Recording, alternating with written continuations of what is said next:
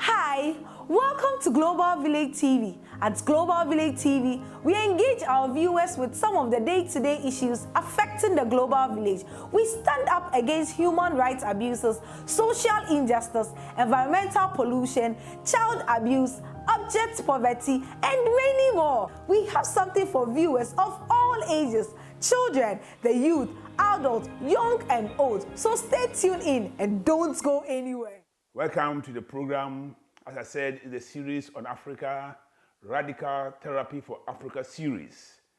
I make use of all the insights I've gained on my life journey, which began in a little African village in Ghana, and in my native Ghana, and took me to Nigeria. And from Nigeria, I went to Germany, and from Germany to UK. So I've seen the world from two perspectives, from the very poor side and then the very rich side. I've made this observation, and all along, I didn't come as a research student, but I just observed things along the way. And I've come up to two books, as I said. One is called, I introduced them earlier on in the first program. One is called Radical Therapy for Africa's Look-alike, and the other is Antidote 80 to 20. Antidote 80 to 20, the meaning being that, in my opinion, 80% of Africa's problems are internal, and the 20% is external. So even if you're able to solve the 80% internal problems, even if you're not going to develop to become a superpower, you won't be living in poverty, in abject poverty. So these are the books that I'll launch on the 21st of September. But to whet your appetite, I want to just come out with a few issues that I've raised. The first observation I've made, maybe people will not agree with me, but what I'm saying is that Africa has either copied blindly our colonial masters, the Europeans, to our detriment, or we have miscopied them. We didn't copy them correctly. So let me start with the first issue of, in my opinion, Africa copying blindly. When you got independence, every country decided to go on its own. And what did you do? We maintained the standing armies that have been imposed on us by the departing colonial powers. Okay, so what is the role of an army? Charity begins at home. So I'm beginning with my own country, native Ghana. So if you go and ask the leaders, what is the role of army? External defense from external aggressors. Who are our external aggressors? Okay, the immediate neighbors are Togo to the east, Burkina Faso to the north, Ivory Coast to the west, and the Atlantic Ocean to the south. So in theory, our enemies that we are defending against are Togo, Ivory Coast, and Burkina Faso. So we are spending billions over the years to defend our enemies. Our enemies, Ghana, our enemy, Burkina Faso in the north, our enemy, Benin. We have to ask ourselves very, very, very questions. We have to ask our questions. Okay, now, if you want to go further, so external enemies, if you want to consider enemies outside of Africa, then you go to the big superpowers. If you go, so like let's say, assuming, just for example, we set our army to defend ourselves against Russia, against the US, against Britain. So in case of a war, which African country can stand these armies? That is my question. That is the question I've asked in my book. Basically, we have no chance against the superpowers. But still, we are keeping our armies and say we are defending ourselves against our external enemies. And we are leaving our people poor. Poverty. If I go to Accra, I see the blind, the disabled. Nobody is taking care of them. but we are keeping our armies.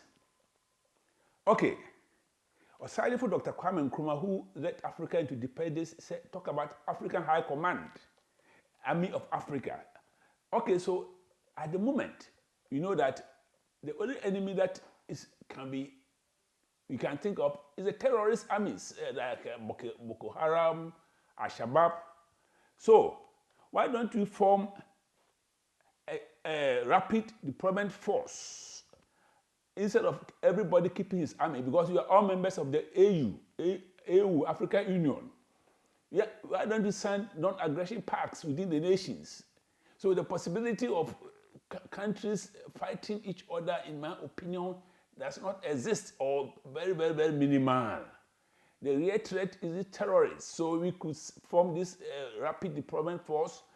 The sense in it that you save money. So that if you all go together, then you are going to save money for the poor. Me, I'm thinking of the poor of Ajengule, of all the poor people working on the street in abject poverty. That is my interest. I'm not interested in doing things because it was imposed on us by the colonial powers. So the youth of Africa, maybe you have not talked about it, but the future belongs to you. You have to think hard and sit down to think. So as I said, the only our enemy is the terrorists like Boko Haram. So let's think seriously about forming an African rapid deployment force instead of keeping a standing army. Okay, if you are going to even maintain the army, then there should be an army which is there to develop. Like they don't stay in the barracks all the year long, not doing anything at all. We should send them to build bridges and put up homes because they are trained for that. A whole year long, they sit in the barracks thinking of military, army, like Uganda, and the army has been used by the politicians to suppress internal suppression, like what is happening in Sudan. So the function of the army, in my opinion, we have copied blindly. So these are the issues that I'm raising in my book, because as I said, it's radical therapy. Those people, the political elites who are just sending their children to school in Britain, they steal money and deposit outside, they are not being pressed by hunger and poverty. When I go to Accra and I walk around and see all these poor people, I say, why? After 60 years of independence. So that is one aspect. Then I said we are copying blindly, and then the way even you copy them, we miscopy them. One area I want to talk about is the rule of law. Rule of law is something that before the advent of the Europeans, we are being ruled by traditional leaders. Okay, now we cannot go back. So we have made our laws, rule of law. In the UK, when I'm driving, I'm very careful, because even if I'm not going to commit any criminal offense, if, for example, I slip on the wheel and I cause an accident, it could send me into prison. The law is no respect of persons. But in Africa, even the girlfriend of an MP has diplomatic immunity from persecution. But you are copying them. Either you copy them blindly or you miscopy them. The law, because studying the system in Germany, studying the system in the UK, they are not angels, they are not supermen, but the rule of law is working. For example, look at what's happening in the US, Trump. I don't want to go into the substance of it, but the fact that they can even send the former president to court, can that happen in Africa? And we say I copied them, we made the laws, it's only on paper. Paper. So if you are poor, then you send you to prison, right? If you are a king or a traditional leader or MP, then you can do whatever you want. And how do you expect Africa to develop? So we spoil our country, and then people become unemployed, and they go through the Mediterranean, and they are sunk and they die. So the youth of Africa stand up, and you have to think about the future. And so these are the issues that I've raised in my book. And I'm just inviting everybody to be partaker of the book launch. And I said there will be prizes. It's not a matter of getting profit. I would just have to sell it so cheap, so particularly the youth of Africa will just get the ideas, because society is moved forward by ideas of the pen. And we want to impart on the youth what, in my opinion, are some of the things that is going wrong in Africa, so we find solution to our problems. So, to follow everything, I encourage you to subscribe to this channel so that you don't miss anything, because there are big things happening. So subscribe and follow the argument. There's a email address on the system, my WhatsApp. If you want to have any ideas to share with me about what I've spoken about, you can just contact me. Thank you very much for your time. Hi, welcome to Global Village TV. At Global Village TV, we engage our viewers with some of the day-to-day issues affecting the global village. We stand up against human rights abuses, social injustice, environmental pollution, child abuse, abject poverty, and many more. We have something for viewers of all ages, children, the youth, adults, young and old. So stay tuned in and don't go anywhere.